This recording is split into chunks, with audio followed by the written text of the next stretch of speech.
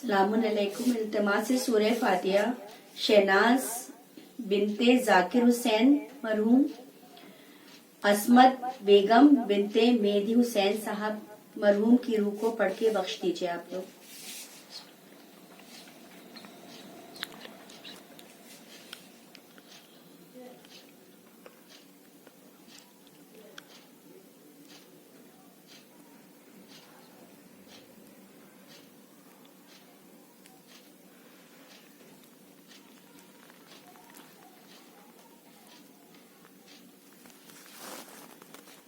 मौत की आगोश में जब था कि सो जाती है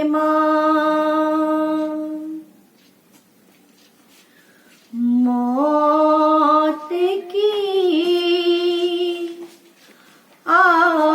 आगोश में जब था कि सो जाती है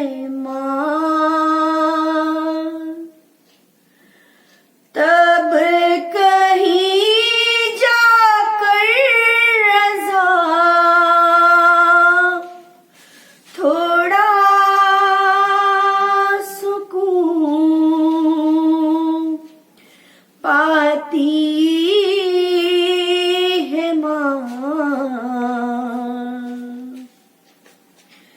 फिक्र में बच्चों की कुछ इस तरह घुल जाती है नौजवान होते हुए बूढ़ी नजर आती है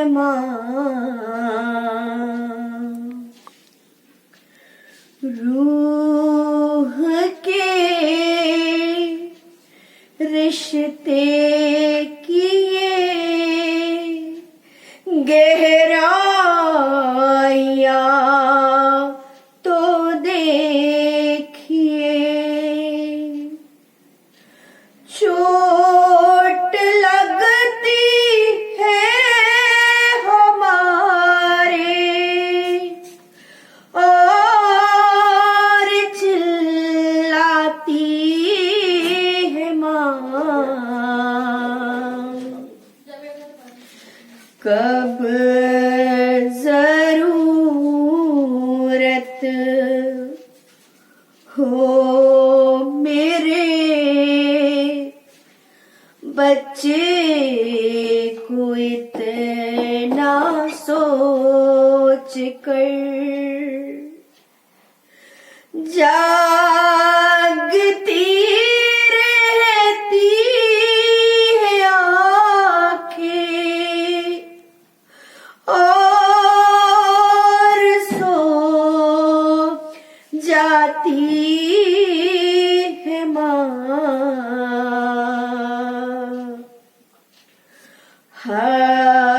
हड्डियों का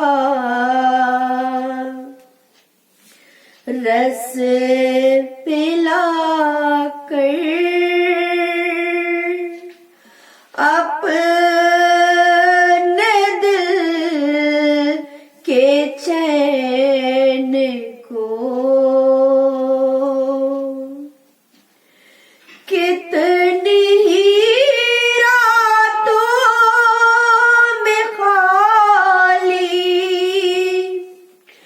पेट सो जाती है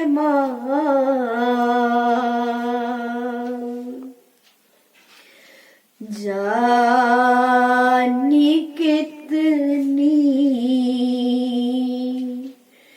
बर्फ सी रातों में ऐसा भी हुआ। बच्चा तो छाती पे है, गीले में सो जाती है माँ। जब खिलौने को मचलता है कोई गुर्बत का फूल, आंसुओं के साज पर बच्चे को बहलाती है माँ।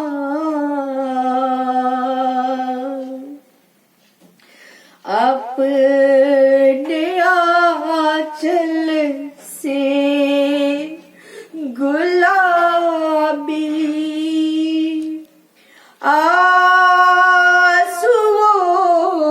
को पोंछ कर देर तक गुर्बत पे अपने अश्क बरसाती है बाप।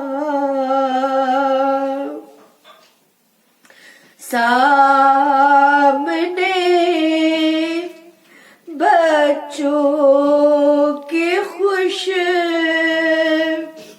रहती है हर एक हाल में। रात को छुप छुप के लेकिन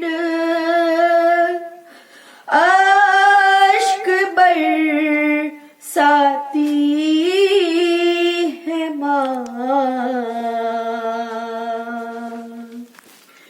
मौत की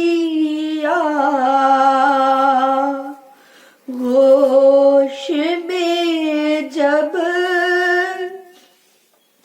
थक सो जाती है माँ। नारी सलवार। बिस्मिल्लाह। अव्वलना मोहम्मदिन सलवात अल्लाहुम्मा सल्लि अला मोहम्मद व आलि मोहम्मद। और सदना मोहम्मदिन सलवात अल्लाहुम्मा सल्लि अला मोहम्मद व आलि मोहम्मद। आखिरना मोहम्मदिन सलवात अल्लाहुम्मा सल्लि अला मोहम्मद व आलि मोहम्मद। एक सूरह फातिहा आप लोग मेरे साथ पढ़ लें, उसके बाद मैं नाम बताऊंगी, आप लोग बख्श दीजिएगा। बिस्मिल्लाहिर्रहमानिर्रहीम। अल्लाहुम्मा सल्लि अला मोहम्मद व आलि मोहम्मद। अल्लाहुम्मा सल्लि अला मोहम्मद व आलि मोहम्मद। अल्लाहुम्मा सल्लि अला मोहम्मद व आलि मोहम्मद। अल्लाहुम्मा सल्लि अला मोहम्मद व आलि मोहम्मद। बिस्मिल्लाहिर्रहमानिर्रहीम। अल्हम्दुलिल्लाहि रब्बिल आलमीन अर्रहमानिर्रहीम मालिकि यौमिद्दीन इय्याका नअबुदु व इय्याका नस्तईन इहदिनस्सिरातल मुस्तकीम सिरातल लज़ीना अनअमता अलैहिम गैरिल मग़ज़ूबि अलैहिम वलज़्ज़ालिन। बिस्मिल्लाहिर्रहमानिर्रहीम। क़ुल हुवल्लाहु अहद अल्लाहुस समद लम यलिद वलम यूलद वलम यकुल लहू कुफुवन अहद। बिस्मिल्लाहिर्रहमानिर्रहीम। क़ुल हुवल्लाहु अहद अल्लाहुस समद लम यलिद वलम यूलद वलम यकुल लहू कुफुवन अहद। बिस्मिल्लाहिर्रहमानिर्रहीम। قل اللہ احد اللہ الصمد لم یلد ولم یولد ولم یکن لہ کفوا احد اللہم صلی علی محمد وآل محمد اللہم صلی علی محمد وآل محمد اللہم صلی علی محمد وآل محمد۔ پروردگار اس سورہ فاتحہ کا ثواب بطفیل پنجتن پاک، بطفیل چاردہ معصومین، بطفیل امام زمانہ علیہ السلام کے شہناز عزیز علی بنت ذاکر حسین، عصمت مرزا بنت مہدی حسین کی روح کو پہنچے۔ پروردگار ان کی برزخ کی راہوں کو آسان بنا، بار الہ ان کے گناہ کبیرہ گناہ صغیرہ کو معاف فرما، پروردگار ان کو جنت میں ایک بہترین مقام عطا کر، آمین ثم آمین۔ فاتحہ۔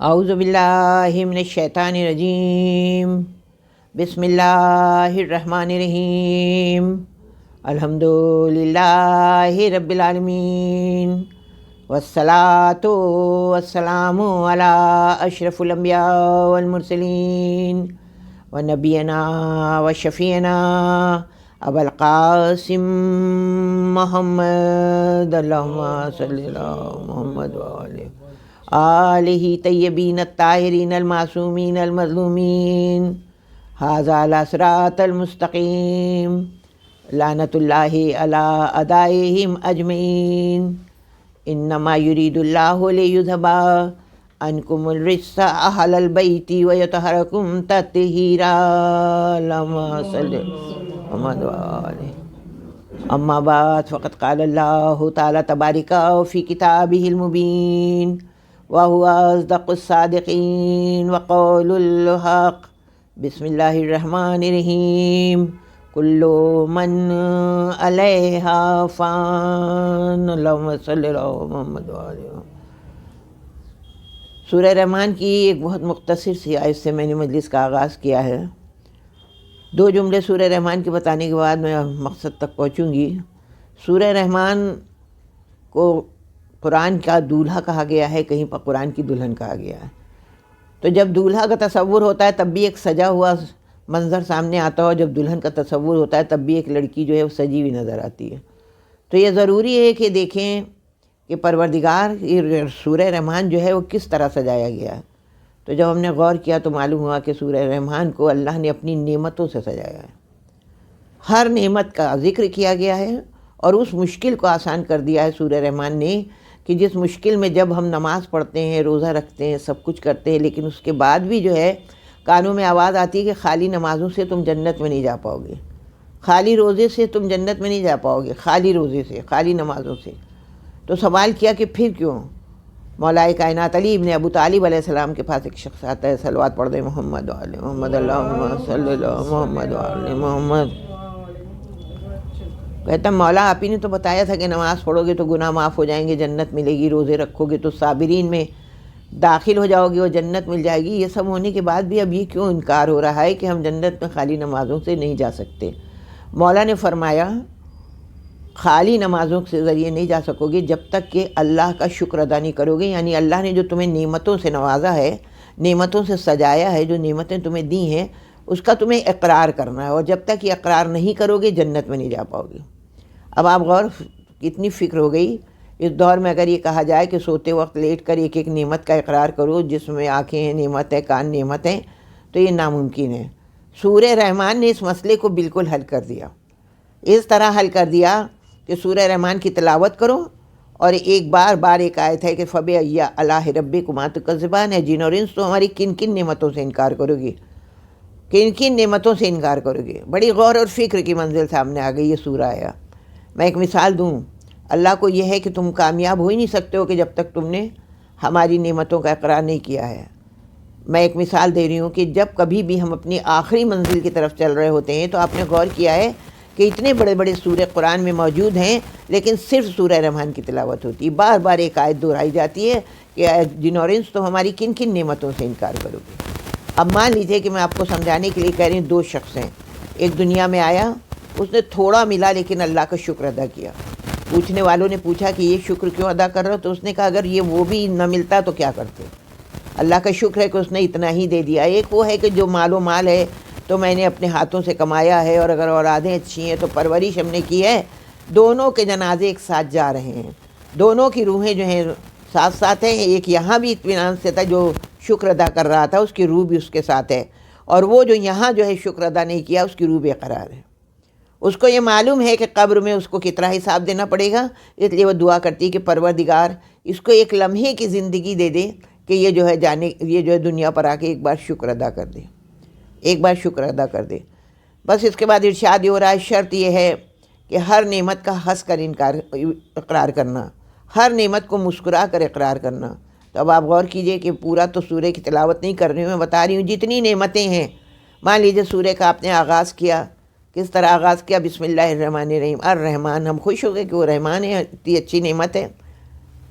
علم القرآن, اس نے جو ہے وہ ہم کو علم دے کر عقل دے کر بھیجا ہے, ہم خوش ہو گئے. خلق الانسان, اس نے زندگی دی, ہم خوش ہو گئے. علمہ البیان, اس نے ہم کو بیان کا انداز دیا ہے, ہم خوش ہو گئے. اور آگے بڑے ایک اور نعمت کی طرف اشارہ کیا, کہا واقیم الوزن بالقسط الا تخسروا المیزان, ہم اور خوش ہو گئے کہ پروردگار کہہ رہا ہے کہ دیکھو ہر عبادت کے ساتھ تم کو جو ہے میزان درست کرنا ہے, ہر عمل کے ساتھ حد سے زیادہ نہیں گزر جانا ہے اور بالکل کم بھی نہیں کرنا ہے. اگر میزان جو ہے گڑبڑا گیا تو تمہاری عبادت قبول نہیں ہوگی. اب اس وقت میں اصالِ ثواب کی مجلس پڑھ رہی ہوں, میں میزان کے اوپر ذرا سی روشنی ڈال کے آگے بڑھتی ہوں. دیکھیے ہمارا معیار جو ہے موت اور زندگی کا اور اللہ کا معیار بالکل فرق ہے. ہم اس کو کہتے ہیں وہ زندہ کہ جو باتیں کر رہا ہے, چل رہا ہے, پھر رہا ہے. اللہ کہتا ہے نہیں, یہ مردہ ہے, یہ حرکت میں آئی ہوئی لاشیں ہیں, یہ چلتی پھرتی ہوئی میتیں ہیں. کہا کیوں, کہ اس لیے کہ ان کے نفس بک چکے ہیں. ہم دیکھتے ہیں کہ جب ہارٹ دھڑکنیں رک گئی نا تو کیا کہا کہ یہ مردہ ہے. اللہ کہتا ہے خبردار, اسے بھول کر بھی نہ سمجھنا یہ مردہ ہے. اس کا انتقال ہوا, یہ منتقل ہوا ہے خالی ایک جگہ سے دوسری جگہ, کیونکہ یہ جام شہادت پی کر گیا. تو معیار بالکل فرق ہے, بالکل معیار فرق ہے. ہم نے کہا نبض بند ہو گئی, اللہ نے کہا کہ نبض بند ہے لیکن یہ زندہ ہے. ہم کہہ رہے ہیں باتیں کر رہا ہے زندہ, اللہ کہہ رہے ہیں کہ یہ مردہ ہے. یہ معیار لے کر ہم آگے بڑھے. اب آپ دیکھیے جیسے ہی اب میں بتا رہی ہوں کہ میزان کی بات بتا رہی ہوں کہ اس کا معیار الگ ہے. ہمارے ذہن میں کیا رہتا ہے کہ ہمارے ذہن میں یہ ہے کہ اگر کسی کا انتقال ہو گیا, ایک تو وہ کتنے خوش نصیب ہیں ماں باپ کہ جن کی اولادیں جو ہیں ان کو دفن کرنے کے بعد بھولتی نہیں ہیں. آج دیکھیے دیسے کی مجلس ہو رہی ہے, اس بات کا ثبوت دیتی ہے وہ اولاد کہ ہم بھولے نہیں ہیں, غفلت میں نہیں ہیں. کیونکہ ارشاد یہ ہو رہا ہے کہ اگر دفن کرنے کے بعد جو ہے تم نے اپنے فرائض کو پورا نہیں کیا اور وہ سامان نہیں پہنچایا جو تمہیں پہنچانا ہے تو تم آخ قرار دیے جاؤ گے. اب دو جملوں میں میزان بتا کر میں آگے بڑھ رہی ہوں. میزان یہ ہے کہ جیسے جب دنیا سے کوئی رخصت ہو گیا, ہم نے کیا سوچا, بہترین کفن دے دیا جائے, بہترین جگہ دفن کر دیا جائے, تیجا بہت عمدہ کیا جائے, 40واں بہت عمدہ کر دیا گیا, تلاوت قرآن ہو گئی, میزان ہو گیا. یہ سب مستحب عمل ہیں کہ جس کو ہم واجب سمجھ کے کرتے ہیں. میزان کیا ہے کہ جب کوئی دنیا سے رخصت ہو تو سب سے پہلے دیکھو کہ وہ مقروض تو نہیں تھا, 2 پیسے کا قرضہ ہو. اب اس وقت میں پورے واقعات نہیں بیان کر سکتی ہوں. 2 پیسے کا قرضہ ہو یا 10,000 کا قرضہ ہو, قیامت تک تکلیف رہتی ہے قبر میں. اس لیے سب سے پہلے دیکھو مقروض تو نہیں تھا. اس کے بعد یہ دیکھو نمازیں تو قضا نہیں تھیں, اور اگر نمازیں قضا ہیں تو بڑے بیٹے کے لیے یہ ہے کہ وہ ادا کرے, اور اگر نہیں ادا کر سکتا ہے تو رقم دے کر جو ہے ادا کرا دو. تمہیں معلوم ہے جتنی نمازیں قضا ہیں اس وقت جو ہے گرز لے کر فرشتہ جو ہے قبر میں داخل ہوتا ہے. اتنا چیخ اور پکار کی آواز آتی ہے, وہ تو کہو کہ ہم کو سنائی نہیں دیتی, اگر سنائی دے تو ہمارا زندہ رہنا مشکل ہو جائے. ائمہ معصومین کے کانوں میں جو ہے آواز جاتی ہے. اسی لیے روایت ہے کہ رسول اکرم جو ہے وہ جا رہے ہیں قبرستان سے اور ایک دم سے رک گئے, کانوں میں آواز آئی, کہا یہاں فشار ہو رہا ہے, عذاب ہو رہا ہے, صلوات پڑھ رہے ہیں محمد وآل محمد صلی اللہ محمد. تو میزان یہی ہے کہ پہلے جو ہے قضا نمازیں ادا کراؤ. اگر بالکل روزے نہیں رکھے ہیں تو کم سے کم 1 سال کے روزے, اور اس کے بعد صاحب حیثیت تھے. دیکھیے میں یہ آپ لوگوں سے عرض کر رہی ہوں, میں یہ نہیں کہہ رہی ہوں, صاحب اگر حیثیت تھے اور حج نہیں کیا ہے تو سب سے پہلے حج کی نیابت کرا دو. یہاں اگر ہمارے والدین ہیں یا ہماری اس وقت ایک بہترین ماں، کامیاب ماں کی جو ہے مجلس ہو رہی ہے، جو ایک بہترین بچوں کو چھوڑ کر گئی ہے، جو نمازی بھی ہیں، پرہیزگار بھی ہیں، تو معلوم ہوا کہ ماں کی نمازیں ہی جو ہے وہ اول درجے پر فائز نہیں ہوں گی کہ اگر ماں جو ہے اس طرح بچے چھوڑ کر چلی جائے کہ جو نمازی نہ ہو. تو کہا کہ حج ان پر ہی واجب ہے جو صاحب حیثیت ہیں. تو ہمیں اچھا لگے گا کہ حشر کے میدان میں وہ ماں کے جس کے لیے ہم اتنی اصال ثواب کی مجلسیں کرتے رہے، وہ ماں یہودیوں کے سامنے کھڑی رہے. نہیں، صاحب حیثیت ہے تو پہلی فرصت میں حج کرا دو. اس کے بعد یہ آتا ہے تیجا، اس کے بعد آتا ہے 40واں. اور یہ جو قرآن خوانی ہوتی ہے، یہ کیا ہوتا ہے؟ یہ ہمارے گناہوں کا کفارہ ادا کیا جاتا ہے جتنا زیادہ جو قرآن پڑھے جاتے ہیں. صلوات پڑھ دیں محمد و آل محمد اللہ صلی اللہ. تو میں نے آپ سے عرض کیا کہ ساری جو ہے ہم نے نعمتیں کا اقرار کرتے چلے گئے، لیکن جیسے ہی کانوں میں آواز آئی کل من علیہا فان، ایک نہ ایک دن سب کو جو ہے فنا ہو جانا. بس آپ سمجھ لیجئے سب دو حصوں میں بٹ گئے. وہ کہ جو خالی یہ کہا کرتے تھے کہ ان للہ و انا الیہ راجعون، پروردگار ہم تیری طرف سے آئے ہیں اور تیری طرف پلٹ کے جانا ہے، اور سامان ان کے پاس نہیں تھا، ان کو فکر ہو گئی، چہرے کے رنگ زرد ہو گئے.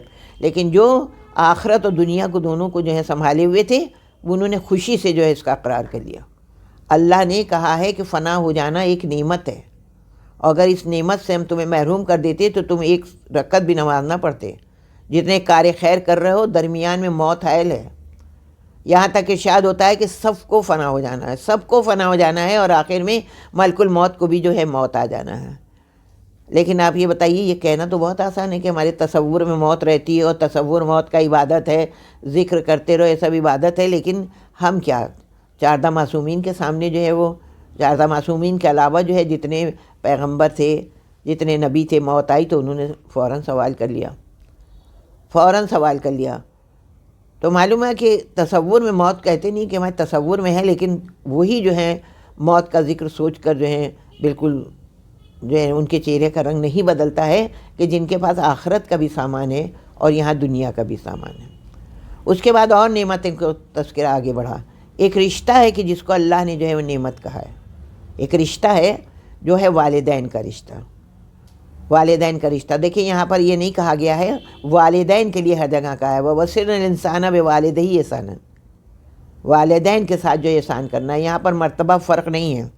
لیکن کیا کہا گیا پھر ماں کا جب ذکر آیا، میں ایک ماں کی مجلس پڑھ رہی ہوں اس وقت، میرا دل چاہتا ہے 2 جملوں میں بتا دوں اولادوں کو کہ پہلے سمجھو تو کہ ماں ہوتی کیا ہے، پہلے یہ سمجھنے کی کوشش کرو. اللہ نے اس کے پیروں کے نیچے جنت قرار دی ہے. اب یہ کہا گیا مرتبے کی بات نہیں ہے، میں بتا دوں کہ یہ مرتبہ کیوں ملا ہے. اللہ کو قربانی بہت پسند ہے. اللہ کو جو ہے قربانی بہت پسند ہے، اور ایک ماں جو ہے وہ 3 چیزوں کی قربانی دے کر تمہاری پرورش کرتی ہے. پہلا، وہ اپنی نیند کی قربانی دیتی ہے. دوسرا، وہ اپنی بھوک کی قربانی دیتی ہے.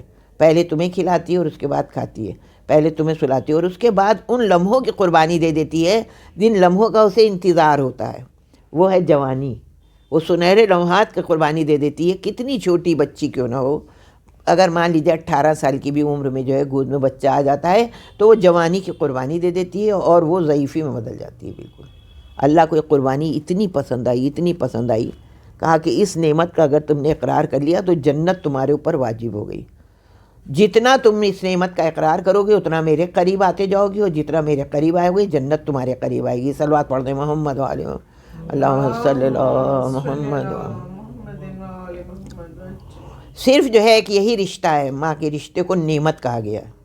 آپ کو معلوم ہے جس وقت جناب موسیٰ علیہ السلام کوہ طور پر تھے اور ان کی والدہ کا انتقال ہوا ہے تو کیا کہا تھا اللہ نے کہ جو ہے یہ نعمت تھی، اے موسیٰ ہم نے تمہیں نعمت سے محروم کر دیا، اب تم جو ہے خود اپنے لیے دعا کرو. ماں اس عظیم شخصیت کو کہتے ہیں کبھی اس کے ساتھ سلوک کرنے کے بعد یہ نہ سمجھ لینا کہ ہم نے جو ہے حق ادا کر دیا. جب کبھی سنو گے تو کہا کچھ حق نہیں ادا کیا. ایک بار جو ہے ایک شخص آتا ہے امام کے پاس اور آ کے کہتا ہے، امام جعفر صادق علیہ السلام کے پاس آتا ہے صلوات اللہم صلی اللہ محمد وعلیہ، اور آ کر کیا کہتا ہے مولا آج میں حق ادا کرایا. مولا مسکرائے. انہوں نے کہا کیا حق ادا کیا؟ آپ انہوں نے فرمایا کیا حق ادا کیا؟ کہنے دیکھیے میری ماں جو ہے نابینا تھی، میں چھوٹے سے پن میں میرے والد کا انتقال ہو گیا تھا، میں اپنے ماں کی خدمت کرتا رہتا تھا۔ آج میری ماں نے کہا کہ مجھ کو طواف کرا دو خانہ کعبہ کا، اور بہت توجہ یہاں پر آپ لوگوں کی چاہوں گی، خاص طور سے آج کل کی جنریشن کے لیے جو ہیں، جو اگر ذرا سے بہترین کپڑے پہنا دیے تو پوچھتے ہیں دیکھا میری ماں کتنے اچھے لباس پہن کے آئی تھی، ان کے لیے میں مخاطب ہو رہی ہوں۔ اس کے بعد جو ہے وہ میں نے جو ہے آج کاندھوں کے اوپر بیٹھا کے ان کو طواف کرایا۔ مولا نے فرمایا کہ جس وقت تو طواف کرا رہا تھا تو دعا کیا کر رہا تھا؟ کہا مولا آپ تو جانتے ہیں، کہا نہیں میں تمہاری زبان سے سننا چاہتا ہوں۔ نہیں مولا آپ بیان کیجئے۔ مولا نے فرمایا تم یہی دعا تو کر رہے تھے، بس پروردگار بس اس کی مشکل کو آسان کر دے۔ فنا کی طرف تمہارا جذبہ تھا۔ جب تمہاری بیوی آئی، جب تمہاری دلہن گھر میں آئی تو تم نے اس سے کیا کہا تھا؟ اس سے کہا تھا چند روز کی مہمان ہے، اس کی خدمت کر لو۔ لیکن یہی ماں بچپن میں تم کو ایک ایسی بیماری ہو گئی تھی کہ لوگ جو ہیں تم سے کراہیت کرتے تھے، یہ کلیجے سے لگا کر راتوں کو ٹہلایا کرتی تھی، اور یہ کیا کہتی تھی؟ پروردگار میری زندگی میری اولاد کو دے دے، میری زندگی میری اولاد کو دے دے۔ تو پہلے ماں سمجھو، اقرار کے لیے کہا ہے اللہ نے، کہا اس کے اقرار۔ کبھی ماں کے سامنے جو ہے نظریں اٹھا کر بات کرنے کی کوشش نہ کرنا، یہاں تک اللہ کہتا ہے کہ کبھی اف نہ کرنا۔ اگر یہ ناراض ہو گئی، اگر تم نے اف کی، یہ تمہیں معاف کر دے گی، ہم تمہیں معاف نہیں کریں گے، ہم تمہیں معاف نہیں کریں گے۔ اگر یہ راضی ہے تو ساری مشکلیں آسان ہیں، اور اگر یہ راضی نہیں ہے تو کوئی مشکل تمہاری سب سے زیادہ آخری وقت میں جو ہے زحمت ہوگی کہ اگر تمہاری ماں راضی نہیں ہے۔ رسول اکرم کا دور ہے، صلوات پڑھنے محمد والے محمد اللہم صلی۔ ایک شخص آتا ہے اور آ کے کہتا ہے کہ چلیے، اور ایک جوان ہے کہ جس کے پسینے آ رہے ہیں اور بہت تکلیف ہے اس کو، چلیے اس نے آپ کو بلایا ہے۔ رسول اکرم گئے، دیکھا، سب سے پہلے رسول نے کلمہ پڑھنے کے لیے فرمایا، اس نے کہا نہیں، زبان لڑکھڑا رہی ہے، کلمہ پڑھا ہی نہیں جا رہا ہے۔ دیکھا کہ ایک عورت ہے کہ جو سراہنے بیٹھی ہوئی ہے نقاب ڈالے ہوئے۔ آپ نے فرمایا یہ بتاؤ کہ یہ اس کی ماں ہے؟ تو لوگوں نے کہا ہاں اس کی ماں ہے۔ آپ مخاطب ہوئے اور آپ نے فرمایا کہ یہ بتا کہ تو کیا اپنے بیٹے سے راضی نہیں ہے؟ نے کہا نہ میں اپنے بیٹے سے بالکل راضی نہیں ہوں۔ رسول اکرم نے فرمایا کہ تو اس سے راضی ہو جا۔ کہا میں اس سے راضی ہو ہی نہیں سکتی، اتنا گستاخ ہے، اس نے کبھی میرا کوئی کہنا نہیں مانا، میں کیسے راضی ہو جاؤں گی؟ اب بڑا مسئلہ آیا۔ رسول دیکھیے میں ماں بتا رہی ہوں کہ جہاں پر یہ عالم ہوا کہ یہ سوچ لیا کہ بس میرا بچہ جو ہے پریشانی میں ہوگا، وہ سب بھول جاتی ہے، سب بھول جاتی ہے۔ رسول اکرم نے کہا کہ کچھ لکڑیاں لاؤ، لکڑیاں لائی گئیں، آگ جلائی گئی، اور اس کے بعد جو ہے کہ آپ اٹھا کے اس کو جو ہے اس کی آگ میں ڈال دو۔ بس تڑپ کے بولی کہ کیوں میرے بچے کو آگ میں کیوں ڈالا جا رہا ہے؟ تو کہا تم راضی ہو نہیں تو اس سے پہلے کہ اس کو جہنم کی آگ کے شعلے برداشت کرنا پڑے، یہیں کی آگ میں کیوں نہ اس کو جلا دیا جائے۔ بس فوراً آگے بڑھی، بچے کو پیار کیا اور کہا میں نے تجھے معاف کیا، میں نے تجھے معاف کیا، دل سے معاف کیا۔ بس جیسے ہی اس نے یہ کہا، پھر رسول اکرم نے دیکھا جو پسینے آ رہے تھے وہ رک گئے، اور اس کے بعد اس نے فوراً کلمے کی تلاوت کی۔ صلوات پڑھ دیں محمد وعلی محمد اللہم صلی علی محمد وعلی محمد۔ کہا تم کو نعمت دی ہے۔ دیکھیے ایک نظم ہے جو بہت پڑھی جاتی ہے کہ موت کی آغوش میں جب تھک کے سو جاتی ہے ماں، میرا یہ بالکل عقیدہ نہیں ہے۔ ماں جو ہے زندگی میں بھی نہیں سوتی ہے بچوں کے لیے، اور قبر میں بھی نہیں سوتی ہے بچوں کے لیے۔ اس کے پاس دو چیزیں ہیں، ایک محبت ہے اور ایک مامتا ہے۔ ایک محبت ہے اور ایک مامتا ہے۔ محبت سے جو ہے بچے سے محبت کرتی ہے، لیکن مامتا جو ہوتی ہے وہ ہر وقت بے قرار کرتی ہے۔ بچہ کتنی بھی دور کیوں نہ ہو، کتنی بھی دور کیوں نہ ہو، لیکن ماں اگر بچہ پریشان ہے تو راتوں کو جاگتی ہے، یہ نہیں سمجھ میں آتا کہ کیوں ہے، بعد میں معلوم ہوتا ہے، اور یہی مرنے کے بعد ہے، یہی ماں کے دنیا سے چلے جانے کے بعد ہے۔ آپ کو معلوم ہے اتنی تڑپ رہتی ہے، کہتے نہیں ہیں کہ آگ بند کر کے تم سمجھتے ہو ماں سو رہی ہے، نہیں، اس کا دل دھڑک رہا ہے تو تمہیں دعائیں دے رہا ہے، اس کا دل جو ہے دھڑک رہا ہے تمہیں دعائیں دے رہا ہے۔ آپ غور کیجئے کہ جہاں پر بھی کوئی مشکل آتی ہے اور کوئی عمل پوچھا جاتا ہے تو جہاں پر اللہ کا نام آتا ہے اس کے بعد ہی جو ہے وہ ماں کا نام آ جاتا ہے۔ ایک چھوٹا سا واقعہ اور اس کے بعد میں مسائل کو رب دے رہی ہوں۔ کہتے ہیں کہ ایک بار سوال یہ کیا گیا کہ کہیں جا رہے ہو، ہم چاہتے ہیں کہ ہمیں کامیابی ہو، کوئی عمل بتا دو۔ تو یہ جب بتایا گیا تو ان کا سب سے بہترین بات یہ ہے کہ جس دن تمہیں جانا ہو تم صبح کی نماز نہ قضا کرنا۔ اب یہ نماز کس کے لیے ہے؟ اللہ کے لیے ہے۔ توجہ ہے نا آپ کی؟ نماز کس کے لیے؟ اللہ کے لیے۔ کہا نماز جو ہے قضا نہ ہونے پائے، اس کے بعد صبح جب جانے لگنا تو سب سے پہلے جو ہے قرآن کی زیارت کرنا۔ اب قرآن کیا ہے؟ اللہ کا ہے، اور اس کے بعد جو ہے اگر تمہاری ماں زندہ ہے تو اس کے ہاتھوں، اگر وہ سو رہی ہے تو اس کے ہاتھوں کا بوسہ لینا، اور بوسہ لینے کے بعد تم پھر مڑ کے نہ دیکھنا اور چلے جانا۔ انشاءاللہ جو کچھ بھی کام کرنے کے لیے جاؤ گی کامیابی تمہاری قدم چومے گی۔ جہاں پر بھی یہ کہا گیا ہے، جہاں کا بھی کہا کوئی مشکل آ جائے، کوئی مشکل آ جائے، کہا فوراً جو ہے ماں کو تصور میں لاؤ۔ اللہ نے جہاں جہاں پر اپنا ذکر کیا اسی کے بعد جو ہے ماں کا ذکر کیا۔ ایک مرتبہ میں نے جو ہے مجلس پڑھی ماں کے بارے میں، تو ایک بیٹی نے مجھ سے پوچھا تھا، مجھ سے پوچھا کہ وہ بھی ماں کے پیروں کے نیچے جنت ہے کہ جس نے پیدا کرنے کے بعد گود میں بھی نہیں لیا ہو؟ اس ماں کے پیروں کے نیچے بھی جنت ہے کہ جس نے پرورش ہی نہ کی ہو؟ میں نے کہا ہاں بالکل جنت ہے۔ کہا کیسے جنت ہے؟ تو میں نے کہا وہ 9 مہینے جو تم کہتے ہو نا ہم نے حق ادا کر دیا، تم اس کی ایک لوری کا تو حق ادا نہیں کر سکتے۔ 9 مہینے تمہارا وزن لے کر چلی، ساری تکلیفیں برداشت کرتی چلی گئی، اور کتنی خوش ہو جاتی تھی اس وقت۔ اسے ایک نئی زندگی، جب تم پیدا ہوئے اس کو ایک نئی زندگی ملی، موت کو جو ایک جھیلنے کے بعد ایک نئی زندگی ملی، اس کے اجر میں اللہ کہتا ہے کہ ماں کے پیروں کے لیے جنت ہے۔ کوشش کرو کہ ماں تمہاری دعا۔ رسول اکرم سے پوچھا کہ میری ماں مجھ سے ناراض گئی تھی، رسول اکرم کیا فرما رہے ہیں؟ ماں کبھی ناراض نہیں ہوتی، ماں کبھی ناراض نہیں ہوتی۔ یہ عالم ہے، یہ وہ اتنے جلدی معاف کر دیتی ہے۔ ایک بار اللہ کے لیے کہتا ہے کہ وہ بہت معاف کرنے والا ہے، دوسری طرف ماں کے لیے کہا جا رہا ہے کہ یہ بہت معاف کرنے والی ہے، یہ بہت ہی معاف کرنے والی ہے۔ میں آپ کو بتا دوں، ذرا سا ایک بار جو ہے گلے لگ گئی اولاد اور اس نے اقرار جرم کر لیا، ماں جو ہے اسی اولاد کے قصیدے پڑھنے لگتی ہے، ماں اسی اولاد کے قصیدے پڑھنے لگتی ہے۔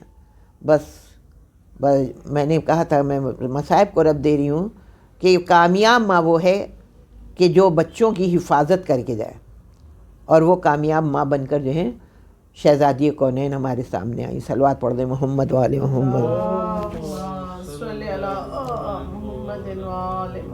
دیکھیے جو اپنے بچوں کی حفاظت نہیں کر سکی وہ ماں جو ہے حشر کے میدان میں آگ ہو جائے گی۔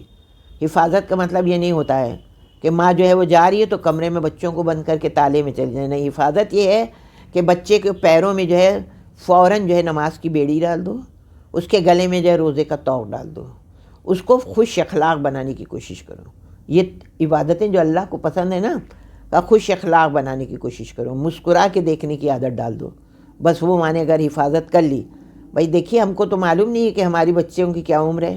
اگر مان لیجیے ایک 10 سال کی بچی ہے، ہم نے نمازیں نہیں بتائی ہیں، ہم نے اس کو حجاب نہیں کروایا ہے، حشر کے میدان میں یہ گریبان پکڑ لے گی، یہ گریبان پکڑ لے گی۔ سوال جو ہے ماں سے ہوگا، روزی کا سوال جو ہے وہ باپ سے ہوگا، پرورش کا سوال جو ہے وہ پورے ماں سے ہوگا۔ شہزادی کونین مکمل ماں بن کر آئیں۔ آپ غور کیجئے کہ حسنین کا جو ہے، حسنین کی پرورش جو ہوئی ہے، علم حاصل کیا ہے تو آغوش علی میں بھی ہے، آغوش رسول میں بھی ہے، لیکن جناب زینب کو علم دینے والی کون ہے؟ شہزادی کونین۔ اور اس طرح علم دیا کہ جناب زینب کا نام ثانیہ زہرا کہہ کے پکارنے لگے، ثانیہ زہرا کہہ کے پکارنے لگے، ایسا علم دیا۔ اتنی کم سنی میں معلمہ بنا دیا، اسی لیے ثبوت ہے کہ جب دنیا سے جانے لگی تھیں تو اسی طرح وصیتیں کی تھیں جیسے کوئی اپنی جوان اولاد سے وصیت کرتا ہے۔ جناب زینب کی سپردگی میں جو کچھ بھی وہ کر کے گئی تھیں وہ اس طرح سے، جبکہ جناب زینب کی عمر زیادہ نہ 5 یا 6 سال کی تھی۔ پاس بلایا۔ اس کے بعد ماں میں ایک اور خصوصیت ہوتی ہے، جو بچہ اس کا سب سے زیادہ کمزور ہوتا ہے وہ اس کو سب سے زیادہ محبت کرتی ہے، سب سے زیادہ محبت کرتی ہے۔ یہی خصوصیت صرف ماں میں ہوتی ہے، یہ باپ میں بھی نہیں ہوتی ہے۔ جو سب سے کمزور بچہ ہوتا ہے ماں جو ہے اس کو سب سے زیادہ محبت کرتی ہے۔ تو یہی جو ہے اگر معلوم ہو گیا کہ بچے کو جو ہے بڑا ہوگا تو اس کو کوئی بیماری ہو جائے گی یا بڑا ہو کے اس کو بہت مصیبتیں اٹھانا پڑیں گی، آپ سمجھ لیجئے ماں کا دل چاہتا ہے کہ وہ اس کے ارد گرد رہے۔ دنیا سے جا رہی ہے تو فکر اس کو یہ ہوتی ہے کہ میرے بچے چھوٹے ہیں، اگر چھوٹے بچوں کو چھوڑ کے جا رہی ہے، میرے بچے چھوٹے ہیں۔ اس کا ثبوت ہے کہ شہزادی کونین اتنے زیادہ تکلیفیں اٹھائی تھیں، اتنے زیادہ پریشانیاں اٹھائی تھیں، اتنا زیادہ ظلم اٹھائے گئے تھے کہ عصا لے کر چل رہی تھیں، یہاں تک کہ بیٹھ کر نماز پڑھتی تھیں حجرے میں جا کر۔ لیکن ایک وقت ایسا آیا تھا شہزادی کے لیے کہ بالکل جو ہے حجرے میں نہ جا کر اپنے بستر پر نماز پڑھنے لگی تھی، اتنی کمزوری میں۔ ایک دن جو ہے کیا دیکھا مولا کائنات نے، آ کے دیکھا کہ ایک وقت میں کئی کام انجام دے رہی ہیں۔ آ کر جو ہے قریب پوچھا کہ آپ جو ہے ایک وقت میں اتنے کام انجام دے رہی ہیں، عصا لے کر چل رہی ہیں، تو کیا آپ نے کیا عرض کی؟ کہا ابو الحسن میرے بابا مجھے لینے آنے والے ہیں۔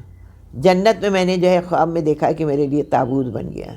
میرے بچے بہت چھوٹے، میں چاہتی ہوں کہ جب تک میرے بچے میرے درمیان رہیں میں ان کی خدمت کرتی رہوں، میں ان کی خدمت کرتی رہوں. اور اس کے بعد فوراً جو ہے لے جا کر جو ہے وصیتیں شروع کی. مولا علی سے سب سے پہلے کیا وصیت کی تھی؟ سب سے پہلے یہی کی تھی کہ میں یہ نہیں کہتی ہوں کہ میرے بعد دوسری شادی نہ کریے گا، لیکن ایک رات میرے بچوں کے پاس ضرور رہیے گا. اب آپ دیکھیے سارے بچوں کے نام کم لیے جا رہے ہیں، زیادہ تر جو وصیتیں ہوئی ہیں وہ امام حسین علیہ السلام کے لیے ہوئی ہیں، کیونکہ پرورش میں بھی یہی عالم تھا کہ اگر بستر اٹھا کر دے دیا ہے سائل کو تو سب بچے جو ہیں زمین کے اوپر لیٹے ہوئے ہیں اور آپ جو ہیں حسین کو سینے پر سلائے ہوئے ہیں. پوچھا کہ یہ بتائیے کہ حسین کو کیوں سینے پر سلائیں؟ کہا اس میرے بچوں کو بہت تکلیفیں اٹھانا، بہت تکلیفیں اٹھانے ہیں. کربلا میں جلتی ہوئی ریتی کے اوپر آ جائے گا میرا بچہ، میرے بچوں کو بہت تکلیف اٹھانا ہے. یہ حالت ہے. پر یہ حالت ہے کہ ہمیشہ کلیجے سے لگائیں. حسین چل رہے ہیں تو ان کو حلقہ بنا رہی کہ میرا حسین گرنے نہ پائے.